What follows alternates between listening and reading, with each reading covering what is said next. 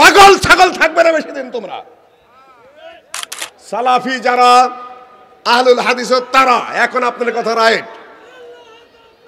সালাফি যারা অনুমতি দেওয়া হয় নাই। পাগল নাকি গাধা নাকি? বক্তৃতা আমি করছি, তোমাকে চিৎকার করার অনুমতি কে দিয়েছে? এখান থেকেই স্লোগান হবে। পাগল ছাগল থাকবে না বেশি দিন তোমরা। না না না, যুগের পর যুগ বক্তৃতা করতেই থাকবো, আর পাগলামি ছাগলে চলতেই থাকবে নাকি? একটা শব্দ হবে না, স্লোগান হলে এখান থেকে হবে। স্লোগানে কি হয়েছে তোমাদের? কি জয় করেছ? প্যালেস্টাইন জয় করেছ না এভারেস্ট বিজয় করেছ না তুমি আফগানিস্তান জয় করেছ না এই দেশে পূর্ণাঙ্গ ইসলামী শাসন ব্যবস্থা কায়েম হয়েছে? স্লোগানের তোমার কি হলো? তুমি কি করতে পেরেছো এই দেশে? আমার মতো মুসলিউদ্দিনের পিছনে স্লোগান, মুজাফফরের পিছনে স্লোগান, ওনার পিছনে স্লোগান, ব্যক্তি পূজার অভ্যাস গড়ে উঠছে তোমাদের। পাগলামি বন্ধ করো, সোজা বোঝার চেষ্টা করো, কাজের বহুত বাকি আছে। 10 মিনিটের মধ্যে আমি বক্তব্য, রাহুল আসতেছে ওইখান থেকে আবার স্লোগান, মুসলিউদ্দিন আসবে ওইখান থেকে হুদা কয়েকজন একটা চিৎকার, এইদের ঠিক ব্যাঠিক। আরে বেটা, তোর ঠিক বেঠিকের কি আছে? কোরআন হাদিস হলো ঠিক এবং ব্যাঠিক। তোমার কাছে কে জিজ্ঞাসা করেছে ঠিক না ব্যাঠিক? আহলে হাদিসের মধ্যে এই সকল পাগলামি টোটালি বন্ধ, কিছু মনে করো না। সম্মানিত উপস্থিতি, আমার নামে স্লোগান নামে সবসময় নিষেধ করে দিয়েছি, একদম না। মুসলিমদের কোথাকার কোন গোড়ার ডিম যে তাকে না স্লোগান দিতে হবে? সম্মানিত উপস্থিতি, কয়েকটা সেকেন্ড নিচ্ছে আমি শুধু। সুন্নি কারা? কথা উঠছে মাঠে, আহলে হাদিস এবং সুন্নি। আহলে হাদিসরা সুন্নি কিনা, সুন্নিরা আহলে হাদিস কিনা? ঊর্ধ্বতন কর্মকর্তা একজন দেশের বলে ফেলেছেন আমরা সুন্নিরা এবং আহলুল হাদিসরা। সুন্নির দুই কথায় বলে ব্যাখ্যা করে আমি শেষ করে দিচ্ছি। এক নম্বর হলো নবী সাল্লাল্লাহু আলাইহি ওয়াসাল্লামের সুন্নত, সাহাবায়ে কেরামের সুন্নত যারা মেনে চলে তারা সুন্নি। আর আল জামাত হলো সাহাবীগণের জামাত এবং ইসলামিক শাসকদের জামাত যারা মেনে চলে তারা হলো আল জামাত। আহলুস সুন্নাহ ওয়াল জামাত মানে হলো আল্লাহর নবীর সুন্নত, সাহাবীগণের সুন্নত এবং ইসলামিক রাষ্ট্রীয় জামাত যেখানে কায়েম আছে সেটাকে যারা মেনে চলে, বিদ্রোহ করে না, তারা হলো আহলুস সুন্নাহ ওয়াল জামাত। আহলুল হাদিস আহলুস সুন্নাহ ওয়াল জামাত কি না? প্রশ্ন এখন আপনার কাছে, এক কথায় এখন জবাব দিন। আহলে হাদিস আহলুস সুন্নাহ ওয়াল জামাত কি না? আহলুল হাদিসরা সুন্নি, আহলুস সুন্নাহ ওয়াল জামাত। আহলুল হাদিসরা সালাফি। এখন একটা কথা, সালাফির পরিচয় কি? সুম্মা ইন্না বা'দাকুম কওমান ইয়াশহাদুনা ওয়া লা ইউস্তাশহাদুন। এরপর একটা কওম আসবে যারা সাক্ষী দিবে, সাক্ষী চাওয়া হবে না। ওয়া ইয়াখুনুন ওয়া লা ইউতামানুন, আমানতের খেয়ানত করবে তারা, তারা বিশ্বস্ত থাকবে না। আমি মুসলিউদ্দিন সালাফিয়তের দাবি করি, আমি জনগণের পয়সা চুরি করি, আমি দারুণ সালাফি।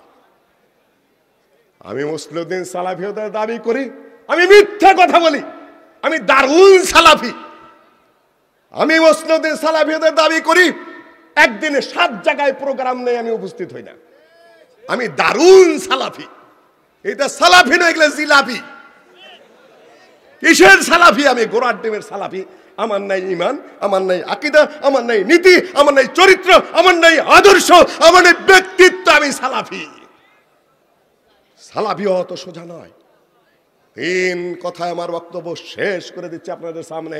সালাফি অর্ধেক মুসলমান না পুরা মুসলমান? চুরি করলে কি হয় আপনার দেশে বলেন? চুরির বিধান কি ইসলামে? জেনার বিচার কি আপনার দেশে? কতজন মুসলিম আছে এই দেশে? 90% মুসলিম। আপনার সালাফিদের কোনো আবেদন আছে কিনা বলেন? আফাতুমিনুনা বিবাদিল কিতাবি ওয়া তাকফুরুনা বিবাদ। আবেদন আমাদের নেই, অন্যের উপর ছেড়ে দিয়ে রেখেছি আমি। আমার দাবিও নেই। চুরি করলে হাত কাটতে হবে, জেনা করলে সঙ্গে সার করতে হবে, কিংবা বেত্রাঘাত করতে হবে। মদের বিরুদ্ধে খালি কয় বক্তৃতা করো, বক্তৃতা করো। আমি বলি বক্তৃতা করবো করে ইসলামের আইন আছে বেত্রাঘাত করো। মাননীয় মন্ত্রী সাহেবেরা এমপি সাহেবেরা বলেন বক্তৃতা করেন, যে বক্তৃতা কি করবো আপনি আইন জানেন, আপনি ধরে নিয়ে আসেন বেত্রাঘাত হবে স্টেজের উপরে, শেষ আপনার মাদক। ওই দিকে আগাবেন না, খালি মানে ওয়াজ করো। বাস্তবতা কোথায় আপনার? চুরি বন্ধ করো, দুর্নীতি বন্ধ করো। আমি কি স্টেজে নিয়ে আসেন, এখানে সাইজ করা হবে আপনার সামনে, আপনার প্রশাসন এখানে সাইজ করবে লক্ষ জনতার সামনে, পরের দিন দেখবে সব শেষ। সম্মানিত উপস্থিতি, আমরা পূর্ণাঙ্গে ইসলামে বিশ্বাস করি না, অর্ধেক ইসলামে। এখন অর্ধেক ইসলামে বিশ্বাস করার নাম হলো সালাফি আন্দোলন, বাকিটুকুর ব্যাপারে আমরা নীরব। সম্মানিত উপস্থিতি, তা বিশ্বাসের কথা বলছি না, কথাটা একটু বাড়তি হয়ে গেল আমার। সোজা কথা যে ওইটুকুর ব্যাপারে আমরা নীরব হয়ে যাচ্ছি। কাজে ওগুলাকে সরব করতে হবে, সালাফিদেরকে পূর্ণাঙ্গ আহলে হাদিস হতে হবে, সালাফিদেরকে পূর্ণাঙ্গ এই আহলুস সুন্নাহ ওয়াল জামাত হতে হবে, সালাফিদেরকে পূর্ণাঙ্গ সালাফি হতে হবে। তাতে আপনারা রাজি কিনা? না না না, কয়েকজনে মাত্র রাজি। সবাই রাজি হবেন না তা আমি জানি, অত সহজও না। বিষয়টা অনেক কাজের, অনেক দাওয়াতের, অনেক চিন্তার, অনেক আহ্বানের, অনেক পড়াশোনার, অনেক চিন্তার, ঐক্যের। চিন্তার ক্ষেত্রে আমরা বহুদা বিভক্ত হয়ে রয়েছি, চিন্তার ক্ষেত্রে আমরা বহু দূরত্বের মধ্যে রয়েছি। কাজে আমি আমার বক্তব্য আজকে আর লম্বা করতে চাচ্ছি না, শুধু এতটুকু বলে যাচ্ছি, আমরা আহলুল হাদিস, আমরাই সালাফি, আমরাই কি আহলুস সুন্নাহ ওয়াল জামাত। তিনটা জিনিস মনে থাকবে তো, আমরা আহলুল হাদিস, আমরাই সুন্নি, আমরাই কি আহলুস সুন্নাহ ওয়াল জামাত। এই দেশে পূর্ণাঙ্গ ইসলাম প্রতিষ্ঠা করা, আকীদা, আমল, সহিহ হাদিস এবং বাকি সকল কিছু প্রতিষ্ঠার সংগ্রাম করার দায় দায়িত্ব কাদের? আমাদের।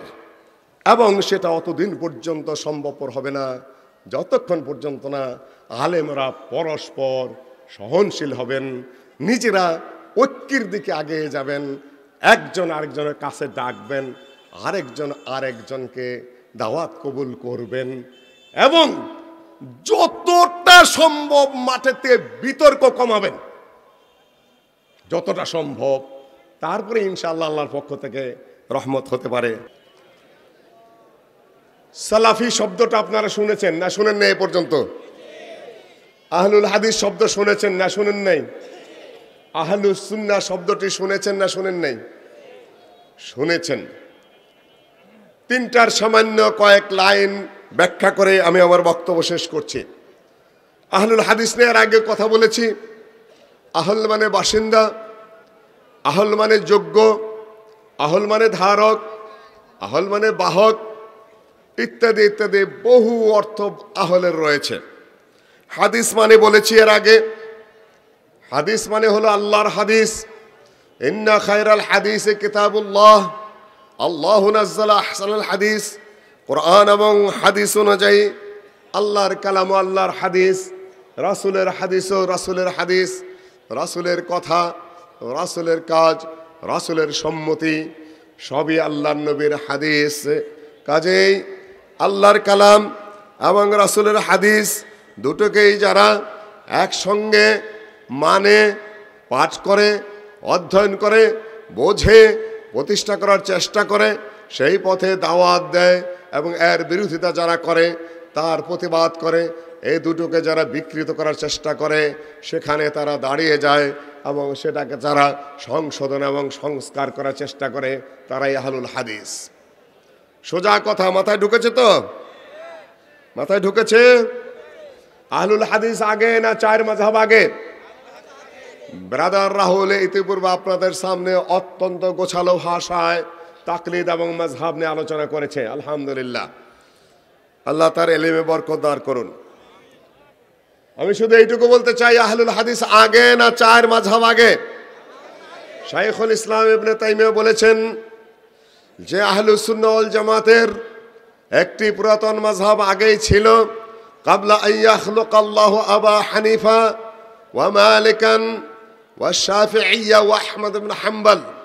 আহলুস সুন্নাহ ওয়াল জামাতের একটি দল আগের থেকেই ছিল, আল্লাহ ওয়াহদাহু লা শারীকা লাহু, ইমাম আবু হানিফা, ইমাম মালিক, ইমাম শাফিঈ এবং ইমাম আহমদ বিন হাম্বলকে সৃষ্টি করার আগেই তারা কারা? সোজা কথা যারা বলতে চান যে আহলুল হাদিস পরের সৃষ্টি, আহলুল হাদিস শব্দটা ব্রিটিশরা দিয়ে গেছে, বানিয়ে গেছে, আমি বলবো যে এটা অত্যন্ত একেবারে অনৈতিহাসিক, ভিত্তিহীন একটি প্রতারণার কথা মাত্র। আহলুল হাদিস যদি ব্রিটিশরা এই নাম দিয়ে থাকে, ব্রিটিশকে তাড়ালো কারা বলেন তো দেখি? যুদ্ধ কে করেছে তাদের বিরুদ্ধে? সশস্ত্র সংগ্রাম, শত বছর ব্যাপী এই উপমহাদেশে কারা করেছে? রাজনৈতিক আন্দোলন কারা করেছে? সোজা কথা বহুবার বলেছে, আজকার পুনরাবৃত্তি করতে চাই না, শুধুমাত্র এতটুকু ইশারা দিয়ে যেতে চাই, সাহাবেদের যুগ থেকে, তাবেঈদের যুগ থেকে, তাবেদের যুগ থেকে এই পর্যন্ত আহলুল হাদিসরা তাদের দায় দায়িত্ব কোরআন এবং হাদিসের পক্ষে এবং সুস্থ আকীদা ও আমলের পক্ষে কাজ করে যাচ্ছে, এবং তার বিস্তৃতি আল্লাহ ওয়াহদাহু লা শারীকা লাহুর দয়ায়, তার অফুরন্ত রহমতে দেশে বিদেশে সর্বত্র হাজারে নয় লক্ষে লক্ষে পৌঁছে যাচ্ছে। এটা আল্লাহর খাস রহমত।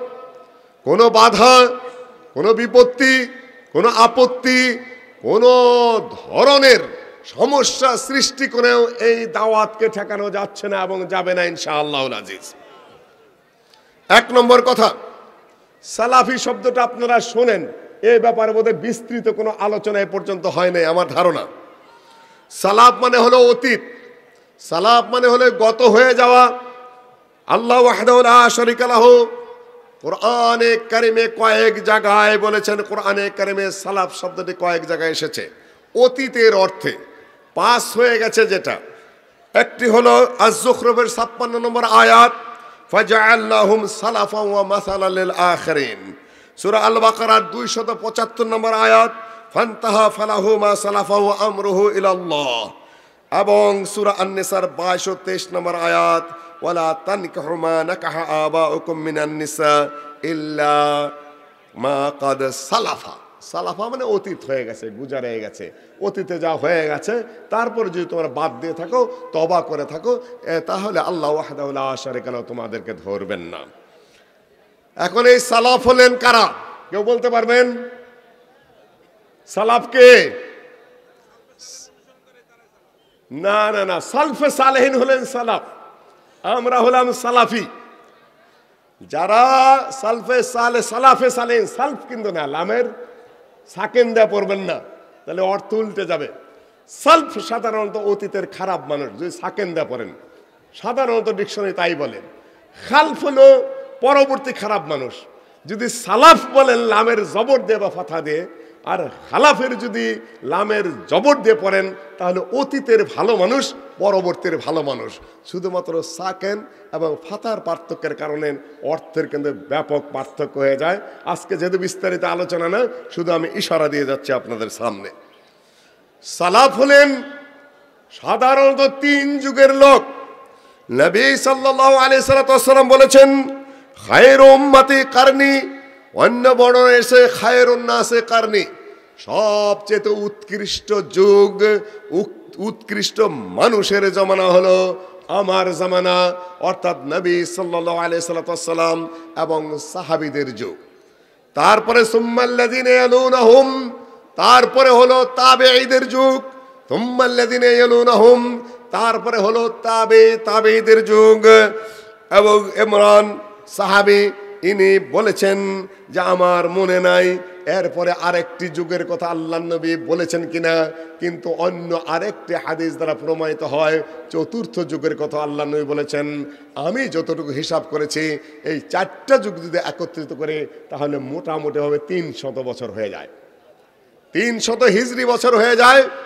যেহেতু সাহাবীদের যুগ, তাবেঈদের যুগ, তাবেঈদের যুগ, তারপরে শুরু হয়ে যায় ইমাম বুখারী, ইমাম মুসলিম, ইমাম নাসাই, ইমাম তিরমিজি, ইমাম আবু দাউদ, ইমাম নাসাই ইবনে মাজাহ, তাদের যুগ শেষ হয়ে যায় 300 হিজরি শতাব্দী শেষ হলেই ইমাম নাসাইর মৃত্যু হলো 303 হিজরি। তার মানে হলো মোটামুটি ভাবে 300 হিজরি সাল যখন শেষ হলো, সালাফদের যুগ, সালাফদের যুগ কি হয়ে গেল? শেষ হয়ে গেল। এরপর আর সালাফদের যুগ নেই, তারা হলেন সালাফ। আর তাদেরকে যারা মেনে চলে, তাদেরকে যারা অনুসরণ করে, তাদের আকীদা, তাদের আমল, তাদের বিশ্বাস, তাদের চালচলন এবং তাদের আরো যা কিছু, তা 3টি শব্দে আমি শুধুমাত্র শেষ করে দেব ইনশাআল্লাহ। তারা কারা?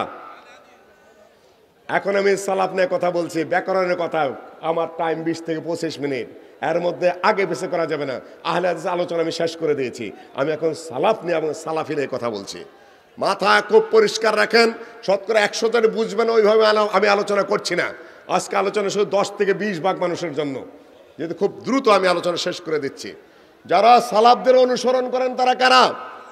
সালাফি। ওনারা হলেন সালাফ, আমরা হলাম কি? সালাফি। এইটুকু মাথার মধ্যে শুধু রেখে দেন। সালাফ কারা? কয় যুগের মানুষ?